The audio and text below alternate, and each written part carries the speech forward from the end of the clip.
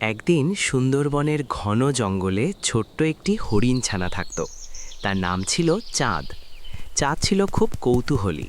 সবাই যখন দল বেঁধে নিরাপদ ঘাসের মাঠে যেত, সে চুপি চুপি নতুন পথ খুঁজতে বেরিয়ে পড়ত। এক বিকেলে আকাশে কালো মেঘ জমল। ঝড় আসছে বুঝে সব প্রাণী আশ্রয় নিল। কিন্তু চাঁদ তখন জঙ্গলের গভীরে। হঠাৎ বজ্রপাত, দমকা হাওয়া, সে ভয় পেয়ে গেল। ঠিক তখনই এক বুড়ো বটগাছ নরম স্বরে বলল, ভয় পেও না, আমার শিকড়ের পাশে দাঁড়াও। চাঁদ অবাক হলেও গাছের কথা মতো করল। ঝড় কেটে গেলে সে দেখল গাছের বিশাল ডালপালা তাকে বাঁচিয়ে রেখেছে। দূরে তার মা উদ্বিগ্ন হয়ে খুঁজছিল। চাঁদ দৌড়ে মায়ের কাছে ফিরে এলো। সে বুঝল কৌতূহল ভালো, কিন্তু বুদ্ধি আর সতর্কতা তার চেয়েও জরুরি।